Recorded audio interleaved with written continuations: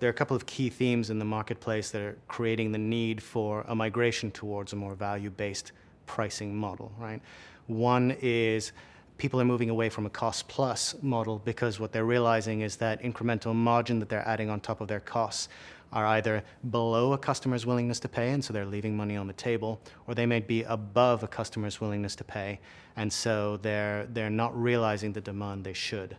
On top of that, there's Salesforce, who have difficulties oftentimes understanding the nuances of what the value of the product is. And so in a negotiation, they struggle to be able to understand and articulate what that value should be in order to be able to realize what that price point is that they're looking to close on. Customer power is up.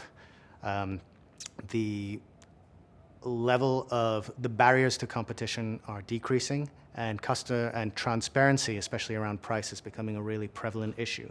And so the customer is now able to ask questions that they've never asked before. And so what it's doing is, from a C-suite perspective, it's changing the nature of the conversation, because now they have to better align and better attune their pricing and their products and services to what the customer needs or wants or values. So I think the first thing that a business needs to understand in terms of engaging in moving forward with a value-based pricing model is having an unbiased, quantifiable definition of what customer value really means. What are the attributes that are important? How important are they? And can I attribute a quantifiable measurement to that that helps me take the guesswork out of the pricing model and allows me to provide a scientific basis or a fact basis upon which to develop my price. Second thing is being able to understand how to manage the noise that's out there in the marketplace.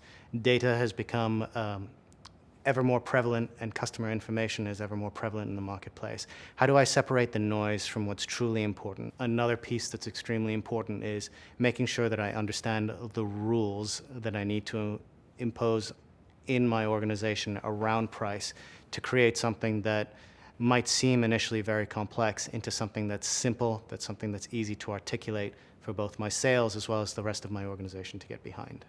I think companies need to do a few things. One, I think they need to understand who their valuable customers are and why, and who are their less profitable or less desirable customers, and understand why. It'll be important for the organization. One of the benefits of doing this exercise is it brings an organization together and helps them have a unified perspective on how they should address the customer.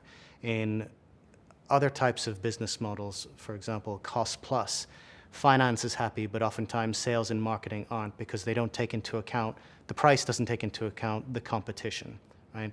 It doesn't take into account the customer needs. Once you move towards a value-based pricing model, you get a lot of the different functional areas to have to speak the same language and talk about what the customer value is. The resulting output of a value-based pricing model is that finance is happy because it's meeting your costs. Sales is happy because we've incorporated that element of competitiveness that we need in order to have an effective price point in the marketplace. And marketing is happy because we're now addressing the specific customer segments that are driving differentiated value for us.